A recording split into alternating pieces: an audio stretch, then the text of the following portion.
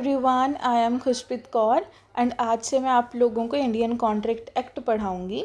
इसके अंदर मैं कवर करूंगी कॉन्ट्रैक्ट नंबर 1, मतलब कॉन्ट्रैक्ट 1 हमारा कवर रहेगा सेक्शन नंबर 1 से लेके 75 तक।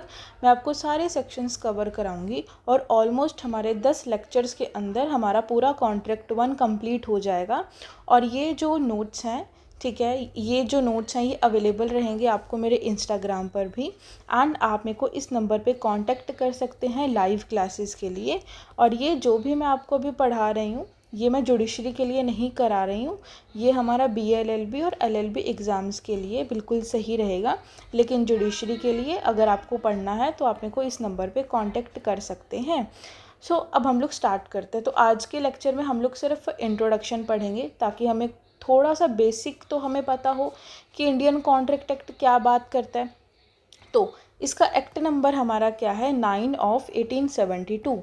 क्या है, 9 ऑफ 1872। इनेक्टमेंट डेट क्या है, देखो एक होता है इनेक्टमेंट डेट और एक होता है इन्फोर्समेंट डेट। इनेक्टमेंट डेट है मतलब कि इस दिन हमारा इंडियन कॉन्ट्रैक्ट एक्ट बन गया था। एंड इन्फोर्समेंट डेट का मतलब है कि इस दिन हमने क्या कर दिया, उसे लागू कर दिया। ठीक है, तो इनेक्टमेंट डेट क्या है, 25/4/1872, ईयर हमारा सेम रहेगा।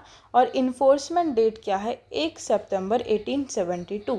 अब इसका प्रियम्बल क्या बात करता है। अब आप लोगों ने देखा होगा कि कॉन्स्टिट्यूशन के अंदर भी हम लोग प्रियम्बल के बारे में पढ़ते हैं, है ना। तो प्रियम्बल का मतलब क्या होता है, तो प्रियम्बल का मतलब होता है कि एक इंट्रोडक्टरी पार्ट। क्या होता है, इंट्रोडक्टरी पार्ट। तो उसी तरह से ये जो प्रियम्बल है ये भी क्या बात करता है, हमारे कॉन्ट्रैक्ट एक्ट के बारे में एक इंट्रोडक्शन दे रहा है। क्या इंट्रोडक्शन दे रहा है, क्या प्रियम्बल बोलता है कि whereas it is expedient to define and amend certain parts of the law relating to the contract.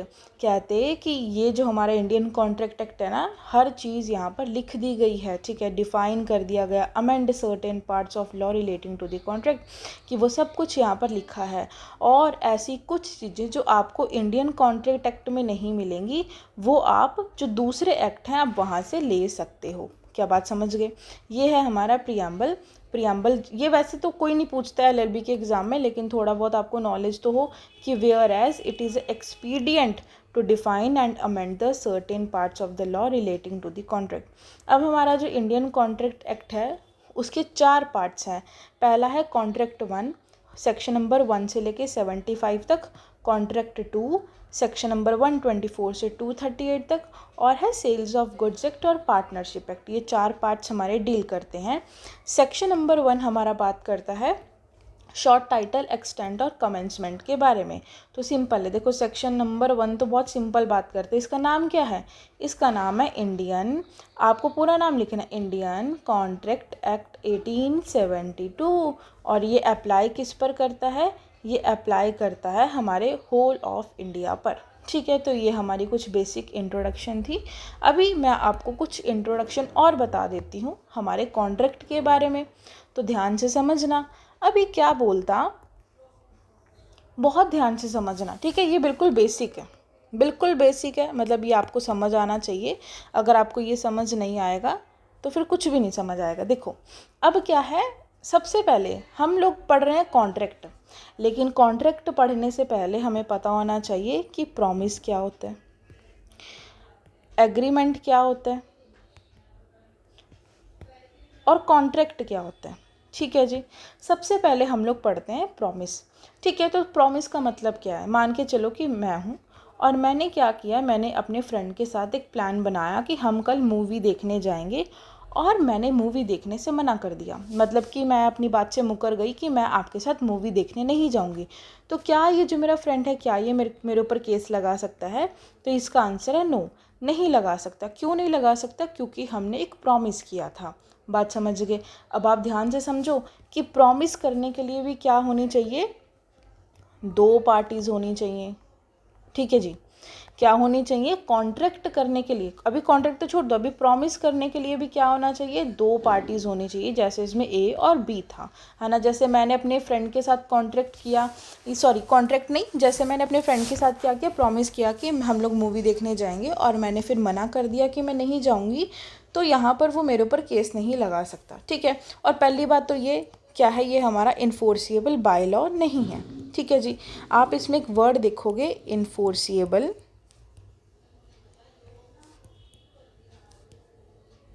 By law. ध्यान से समझना, अभी मैंने आपको क्या बताया, प्रॉमिस बताया ना जी। तो प्रॉमिस के अंदर दो पार्टीज होंगी, ए और बी, सही है। इन दोनों ने प्रॉमिस किया कि हम कहीं घूमने जाएंगे, ये करेंगे वो करेंगे, तो ये इन्फोर्सिएबल बाय लॉ नहीं है, क्योंकि यहाँ पर कानून ऐसा नहीं बोलता। यहाँ पर हमारे लॉ में, हमारे कानून में कहीं पर भी ये चीज़ नहीं लिखी हुई कि अगर आपका दोस्त मना कर दे आपके साथ घूमने से तो आप उसके ऊपर केस लगा सकते हो, ठीक है जी। तो यहाँ पर क्या है, यहाँ पर क्या लिखा है, तो यहाँ पर दो पार्टीज तो होती हैं, दो पार्टीज होती हैं। एक क्या होता है, एक होता है प्रॉमिसर, अभी समझाएंगे ये सारा, है ना। एक होता है प्रॉमिसर, एक होता है प्रॉमिसी, दो पार्टीज ये होती हैं। लेकिन ये इन्फोर्सिबल बाय लॉ नहीं होता। फिर आ जाओ एग्रीमेंट पर, तो फिर हमारा आता है एग्रीमेंट। देखो, जो चीज़ इन्फोर्सिबल बाय लॉ है, जो चीज़ क्या है, इन्फोर्सिएबल बाय लॉ है, वो एग्रीमेंट बन जाता है। देखो सेम रहेगा, इसके अंदर क्या है, दो पार्टीज़ रहेंगी ए और बी, ठीक है, दो पार्टीज़ रहेंगी, वो क्या होना चाहिए, इन्फोर्सिएबल बाय लॉ होना चाहिए। अब आप इसका एग्जांपल देखो, जैसे कि ए पर्सन है, ए पर्सन बोलता है बी पर्सन को कि मैं तुम्हें 1000 रुपये दूंगा और इसके बदले में तुम मेरे को क्या दोगे, वॉच दोगे, ठीक है जी। ये एक एग्रीमेंट हो गया ना, क्या हो गया, एक एग्रीमेंट हो गया, ठीक है। क्या हो गया, एक एग्रीमेंट हो गया। मतलब एक इंसान बोल रहा है कि मैं आपको इतने रुपए दूंगा और इसके बदले में आप मेरे को वॉच देना, तो ये एक एग्रीमेंट है। और अब मान के चलो कि इसने 1000 रुपये बी पर्सन को दे दिए, लेकिन अब बी पर्सन इसको वॉच ना दे इसके बदले में, तो यहाँ पर जो ए है, ए क्या कर सकता है, ए इसके ऊपर केस लगा सकता है। तो ये क्या होगा, एग्रीमेंट होगा। क्या क्लियर है यहाँ तक। तो सबसे पहला, तो अगर हम लोग बात करें तो सबसे पहला स्टेप क्या रहेगा, सबसे पहला स्टेप हमारा रहेगा प्रॉमिस का, जो कि मैंने आपको बताया कि दो पार्टीज़ होती हैं प्रॉमिस के अंदर भी, नो डाउट क्या होंगी, दो पार्टीज़ या दो से ज़्यादा पार्टीज़। और ये इन्फोर्सिएबल बाय लॉ नहीं होता, नॉट इन्फोर्सिएबल बाय लॉ। ये बात क्लियर है। फिर मैंने आपको बताया कि प्रॉमिस का एक मतलब प्रॉमिस के बाद हमारा क्या बनता है, एग्रीमेंट बनता है जी, ठीक है। एग्रीमेंट कैसे बनेगा, दो पार्टीज़ होंगी, क्लियर है। लेकिन ये क्या होता है, ये इन्फोर्सिएबल बाय लॉ होता है, ठीक है। अब इसके बाद हमारा आ जाता है कॉन्ट्रैक्ट। देखो कॉन्ट्रैक्ट बताता है कि अगर हमारा एक सेक्शन नंबर 10 है इंडियन कॉन्ट्रैक्ट एक्ट का, कि सेक्शन नंबर 10 के अंदर क्या लिखा हुआ है, कुछ एसेंशियल कंडीशंस लिखी हुई हैं। क्या लिखी हुई हैं, एसेंशियल कंडीशंस या एलिमेंट्स कुछ ऐसे लिखे हुए हैं हमारे कॉन्ट्रैक्ट के, कि अगर आपने इसे फुलफ़िल कर लिया, ठीक है जी, अगर आपने इन एसेंशियल कंडीशंस को फुलफ़िल कर लिया तो हमारा क्या बन जाएगा, हमारा वैलिड कॉन्ट्रैक्ट बन जाएगा। अभी एसेंशियल कंडीशंस क्या हैं वो समझो। तो सेक्शन नंबर 10 आज हम पढ़ ही लेते हैं कि क्या बात करता है ना। सेक्शन नंबर 10 हमारा बात करता है कुछ एसेंशियल कंडीशंस। तो ये बोलता कि सबसे पहले हमने देखो, हमने प्रॉमिस पढ़ लिया, हमने एग्रीमेंट कर लिया, अब हम कॉन्ट्रैक्ट के बारे में पढ़ रहे हैं, ठीक है। तो ये तो बात सही है, क्या होना चाहिए कि पहला एसेंशियल एलिमेंट क्या है कि मेजर होना चाहिए, मतलब कि 18 साल से प्लस होना चाहिए ये दोनों पार्टीज़। कौन पार्टीज़ क्या हो, पार्टीज़ 18 साल से बड़ी होनी चाहिए, क्योंकि आपको पता है कि 18 साल से छोटा बच्चा कॉन्ट्रैक्ट नहीं कर सकता। फिर हमारा दूसरा क्या है, वो साउंड माइंड होना चाहिए, मतलब पागल नहीं होना चाहिए, राइट। क्या होना चाहिए, साउंड माइंड होना चाहिए। फिर तीसरा पॉइंट क्या है, लीगल कंसिडरेशन होना चाहिए, ठीक है। लीगल कंसिडरेशन या लॉफुल कंसिडरेशन, या आप बोलो लॉफुल ऑब्जेक्ट होना चाहिए, ठीक है। अब कंसिडरेशन, अब आप कहोगे कि मैम कंसिडरेशन क्या होता है, तो सिंपल बात है, मैंने आपको अभी एग्जांपल पढ़ाया ना कि ए पर्सन ने बी पर्सन को 1000 रुपये दिए और बी पर्सन ने ए पर्सन को इस 1000 रुपये के बदले में एक वॉच दी। तो ये जो वॉच है और ये जो 1000 रुपये हैं, ये इसे क्या कहेंगे, इसे कंसिडरेशन कहेंगे। ठीक है। अब ये कंसिडरेशन क्या, अब आप कहोगे कि चलो ठीक है, ये तो बात सही है कि एक इंसान दे रहा है, दूसरे से वो ले रहा है, ये कंसिडरेशन है। तो वही लिखा ना कि लीगल कंसिडरेशन कहो या लॉफुल ऑब्जेक्ट कहो। ऑब्जेक्ट का मतलब आप कुछ कॉन्ट्रैक्ट कर रहे हैं और कॉन्ट्रैक्ट के अंदर आप ये जो लेन देन का काम कर रहे हैं ना, हिंदी में लिख लो लेन देन, जो आप कर रहे हो, सामान ले रहे हो, दे रहे हो, पैसा दे रहे हो, पैसा ले रहे हो, उसे कंसिडरेशन कहेंगे। तो ये लॉफुल होना चाहिए। फिर हमारा फोर्थ पॉइंट आता है कि फ्री कंसेंट होनी चाहिए, कि जब आप दोनों ने कॉन्ट्रैक्ट किया तो ऐसा नहीं है, क्या नहीं है, ऐसा ना हो कि ए पर्सन ने क्या किया हो, बी पर्सन के साथ फ्रॉड किया हो, तो फिर ये कॉन्ट्रैक्ट नहीं होगा। फिर ये क्या नहीं होगा, ये कॉन्ट्रैक्ट नहीं होगा। फिर उसके बाद क्या, अब फ्री कंसेंट, तो ठीक है, फ्री कंसेंट का मतलब कि दोनों पार्टीज़ की क्या होनी चाहिए, उसकी अपनी अपनी मर्जी होनी चाहिए। ठीक है जी, उसकी क्या हो, दोनों की फ्री कंसेंट हो, दोनों की इच्छा हो। हिंदी में मर्जी को इच्छा बोलते हैं ना, कि दोनों की क्या होनी चाहिए, इच्छा होनी चाहिए वो कॉन्ट्रैक्ट को करने की। ठीक है। अब यहाँ पर क्या है, अब मैं आपको कुछ पॉइंट्स लिखवा रही हूँ, इस पॉइंट्स को लिख लो। जैसे कि फ्रॉड, जैसे कि कॉर्शियन, है ना, जैसे कि अनड्यू इन्फ्लुएंस, अनड्यू इन्फ्लुएंस, जैसे कि हमारा एक हो गया मिस्टेक हो गया, है ना। तो अगर ये चीज़ें हैं तो हमारा कॉन्ट्रैक्ट नहीं बन पाएगा, तो हमारा कॉन्ट्रैक्ट नहीं बन पाएगा। इसलिए कहा गया है कि क्या होनी चाहिए, फ्री कंसेंट। अब आप कहोगे कि मैम ये क्या है, फ्रॉड का मतलब आप समझते हैं किसी के साथ फ्रॉड करना। कॉर्शन का मतलब आप समझते हैं, कॉर्शन का मतलब है कि किसी को धमकी देना, अंडर इन्फ्लुएंस किसी को अपनी बातों में लगा लेना, उलझा लेना या मिस्टेक हो जाना, तो वहाँ पर हमारा फ्री कंसेंट नहीं माना जाएगा। ये हमारा फोर्थ। अब हमारा फिफ्थ पॉइंट क्या बात करता है, अब हमारा फिफ्थ पॉइंट बात करता है कि not declared void by competent court। ये कह रहा है कि ऐसा ना हो, क्या ना हो, ये बोल रहा है ऐसा ना हो कि किसी कोर्ट के द्वारा, किसी कंपटेंट कोर्ट के द्वारा क्या डिक्लेयर किया गया हो, आपको वॉइड डिक्लेयर किया गया हो। जैसे मान के चलो कि कोर्ट ने ये चीज़ डिक्लेयर कर दी, क्या डिक्लेयर कर दिया कि जो राम है, राम अब ये वाला कॉन्ट्रैक्ट नहीं कर सकता, राम ये कॉन्ट्रैक्ट नहीं कर सकता। तो मतलब कि अब ये जो राम है, राम किसी भी तरह का कॉन्ट्रैक्ट नहीं कर सकता जिस कॉन्ट्रैक्ट के रिगार्ड में इसे कंपटेंट कोर्ट ने क्या कर दिया गया हो, मना कर दिया गया हो। ठीक है, तो ये हमारा सेक्शन नंबर 10 बात करता है। सिंपल है। अब कॉन्ट्रैक्ट के अंदर अगर ये 5 कंडीशंस आपकी फुलफ़िल हो जाएंगी, अगर ये 5 कंडीशंस आपकी फुलफ़िल हो जाएंगी तो क्या मान लिया जाएगा कि कॉन्ट्रैक्ट है। ठीक है, अभी हमने क्या पढ़ा, हमने जस्ट पढ़ा प्रॉमिस।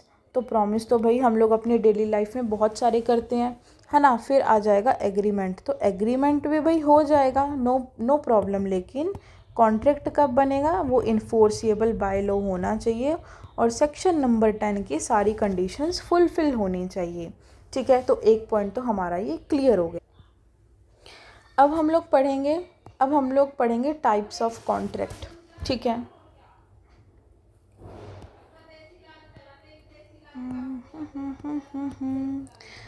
अरे यार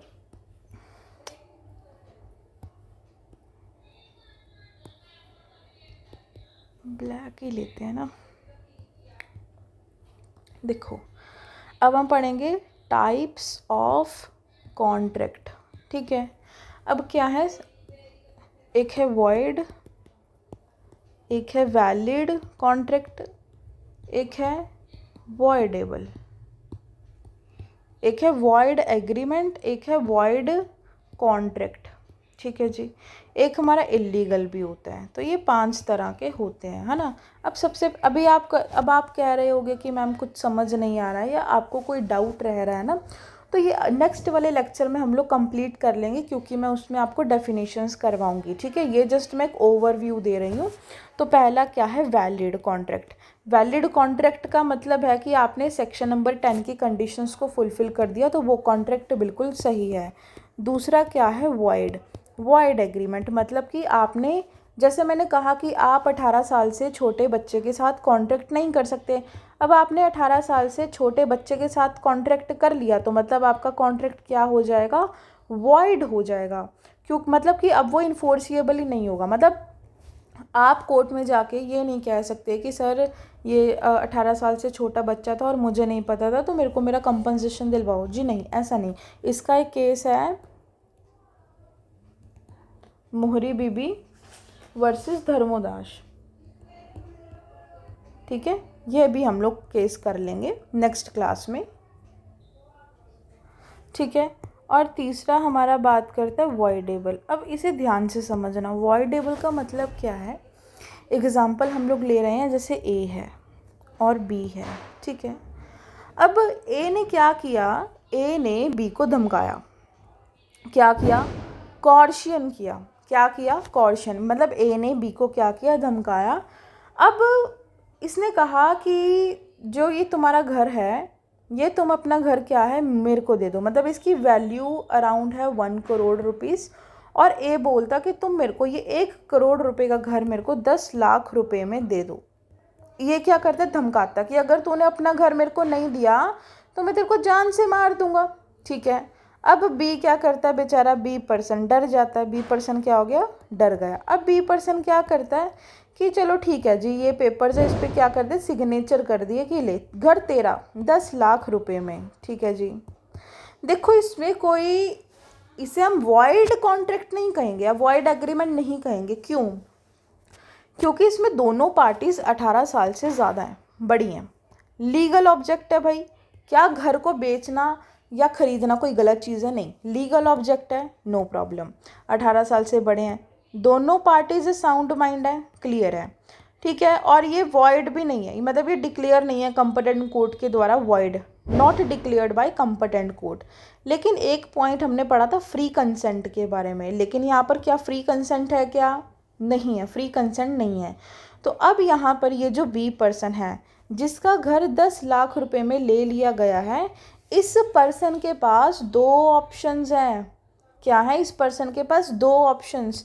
एक ऑप्शन इसके पास है अपनी किस्मत को रोए और कहे कि ठीक है मेरा घर बिक गया, 10 लाख रुपए मेरे पास आ गए, मैं गुजारा कर लूँगा।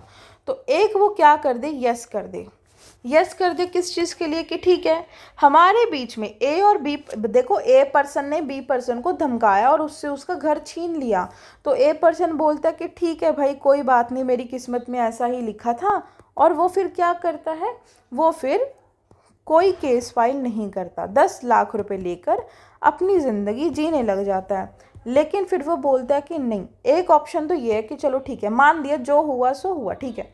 अब दूसरा ऑप्शन उसके पास है कि अब चलो ठीक है जो होना था हो गया, मतलब उसके 10 लाख रुपए उसके पास आए लेकिन उसको नुकसान हुआ या वॉटएवर जो भी हुआ, उसके पास उसने कॉर्शन किया, उसे धमकाया कि मैं तेरे को जान से मार दूंगा, तेरे घर वालों को मार दूंगा।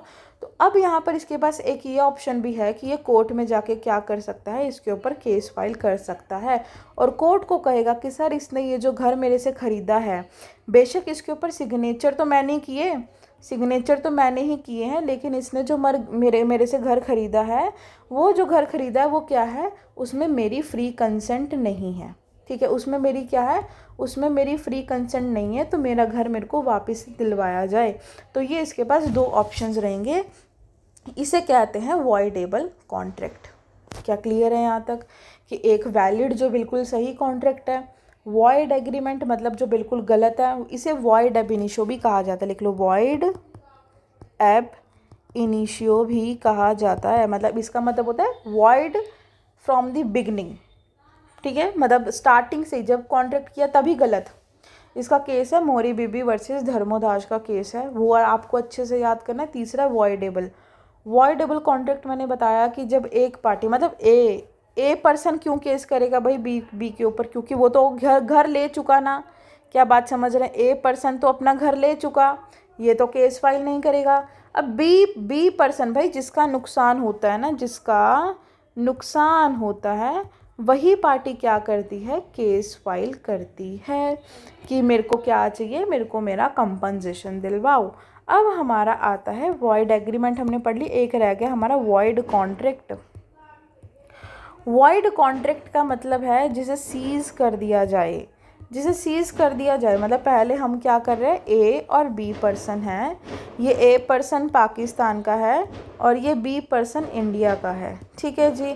ये दोनों आपस में एग्रीमेंट कर रहे हैं, लेन देन का काम कर रहे हैं, लेकिन अब क्या हुआ, अब हमारा इंडिया बोल दे कि आज से इंडिया का जो भी सिटीज़न है वो पाकिस्तान के साथ किसी भी तरह का कॉन्ट्रैक्ट नहीं करेगा, तो इसे क्या कहेंगे, इसे हम कहेंगे वॉइड कॉन्ट्रैक्ट, जिसे क्या कर दिया गया है, जिसे सीज कर दिया गया है। कि पहले तो कॉन्ट्रैक्ट हो रहा था, कोई दिक्कत नहीं थी, लेकिन अब उसे क्या कर दिया गया कि अब आप ऐसा कॉन्ट्रैक्ट नहीं कर सकते, जिसे क्या कर दिया गया हो, सीज कर दिया गया हो।